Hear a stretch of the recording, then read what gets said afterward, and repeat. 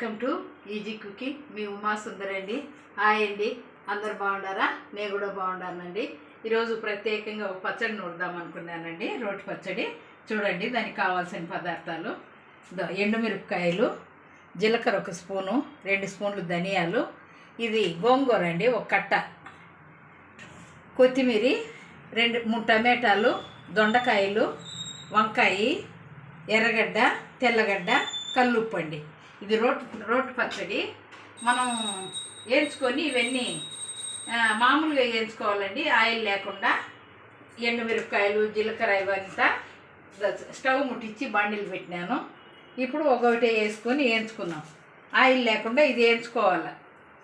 ఒట్టి పెనం మీద వేయించుకొనేసి మళ్ళీ తర్వాత అవన్నీ ఆయిల్ వేసి వేయించుకోవాలా.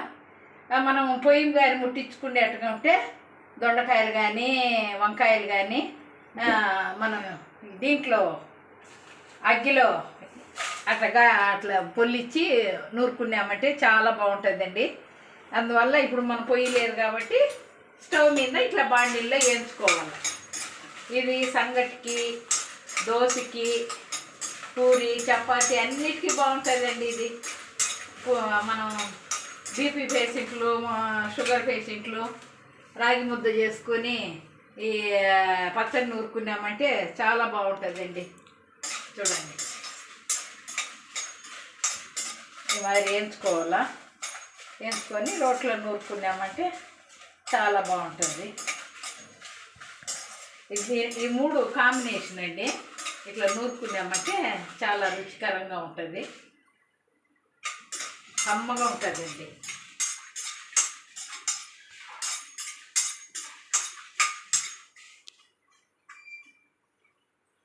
టమాటా ఎందుకు వేస్తూ ఉంటానంటే, మనం గోంగూర పులుపు తక్కువ ఉండిందనుకోండి బాగుండదు అనేసి మనం టమాటా వేసుకుంటూ ఉంటామండి. టమాటా బదులు నిమ్మకాయ ఒక అర చెక్క పిండుకోవచ్చు, లేదా అంత చింతపండు కూడా వేసుకోవచ్చు అండి. ఏది వేసుకునే బాగుంటుంది గోంగూర పులుపు తక్కువ ఉంటే. ఇది తెల్ల గోంగూర అండి. ఇప్పుడు చూడండి, ఎండుమిరపకాయలు వేగింది కదా. ఇప్పుడు ధనియాలు, జీలకర్ర అండి. ముందు ధనియాలు వేసుకుందాము, జీలకర్ర తొందరగా వేగిపోతుంది కదా. ధనియాలు కొంచెం అట్లా వేగతానే మనం జీలకర్ర వేసుకుందామండి.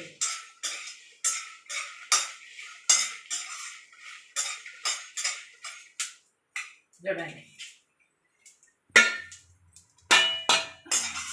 జీలకర్ర, ధనియాలు, ఎండుమిరపకాయలు వద్దనుకునే వాళ్ళు పచ్చిమిరపకాయలు వేసుకోవచ్చండి.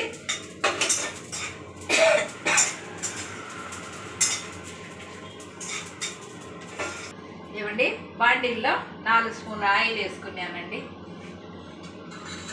ఇప్పుడు ఆయిల్ వేసుకున్నాం కదా, దొండకాయలు వేసుకుంటున్నాను. చూడండి,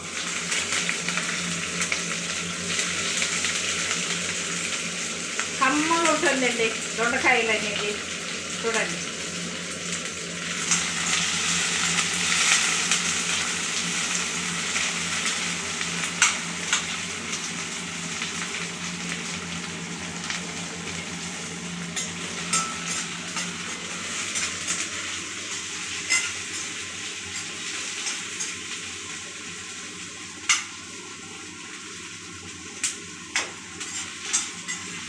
ఏమండి, వంకాయలు ఒక 2 వంకాయలు తీసుకొని ఇప్పుడు మనం పచ్చడి నూరుతున్నాం కదా, రోటి పచ్చడి. వంకాయలు ఇట్లా తరుక్కొని ఈ దొండకాయలు వేస్తున్నాం కదా, దాంట్లోనే వేసేయాలండి. ఇట్లా వేసేసి వేయించి మూత పెట్టేసినామంటే 2 బాగా మగ్గిపోతాయండి. మూత పెట్టుకోవాలి. మనం నీళ్ళు పోయిపోకుండా, ఎక్కువ ఆయిల్ వేయకుండా ఇట్లా మగ్గబెట్టేసినామంటే బాగా మగ్గిపోతుందండి. పెట్టేయాలండి, దీని మీద బాగా మగ్గిపోతుంది. మనం నీళ్ళు వేయం కాబట్టి బాగా మగ్గనిచ్చినామంటే బాగా కమ్మగా ఉంటుందండి పచ్చడి, రోటి పచ్చడి. ఏమండి, ఇప్పుడు పచ్చడి నూరుకోనికి మనం దొండకాయల్లోకి వంకాయలు వేసినాం కదా. చూడండి, మూత తీసి చూస్తాము. దొండకాయలు వేగిపోయినాయి. ఇప్పుడు వంకాయలు వేరుతా ఉంది. వంకాయలు చూడండి మెత్తబడింది, కొద్దిగా వేగాల.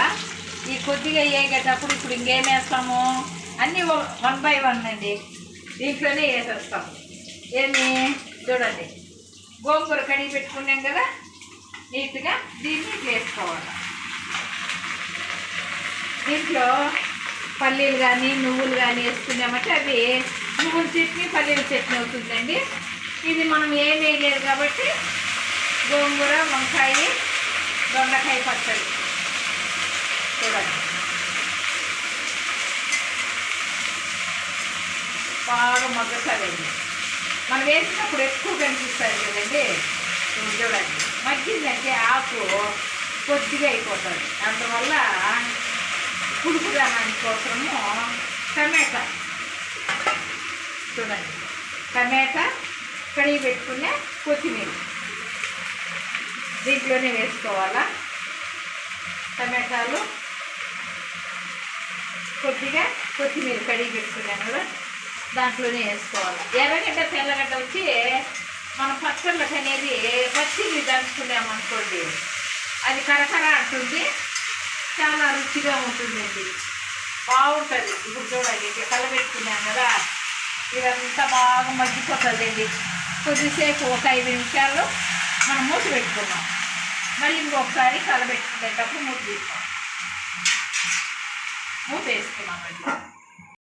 ఏమండి ఇప్పుడు మనం అన్నీ వేసి పచ్చడికి ఉడుకుతుంది కదా, మూత తీసుకొని కొద్దిగా మనం పసుపు పొడి వేసుకున్నామండి.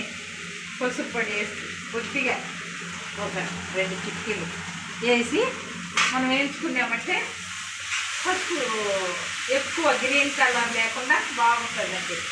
పసుపు వేసుకున్నామంటే అది కూడా దీంట్లోనే ఆయిల్లోనే చూడండి, మనం ఏమి నీళ్లు కానీ నూనె కూడా మరింత వేయలేదండి. మనం మూసి పెట్టుకుంటున్నాం కదా, అది మూత వేసి మూత వేయడం వల్ల బాగా మగ్గిపోతారు. చూడండి మళ్ళీ మగ్గ పెట్టుకున్నాం. ఏమండి చూడండి ఎంత బాగా మగ్గింది చూడండి. గోంగూర ఉడికిపోయింది, టమాటాలు ఉడికిపోయింది, కాయలు వంకాయ దొండకాయ అన్నీ బాగా ఉడికినాయండి. ఇది చల్లారిన తర్వాత రోట్లో నూరి చూపిస్తానండి మీకు. చూడండి ఎంత బాగా మెత్తగా అయిందో.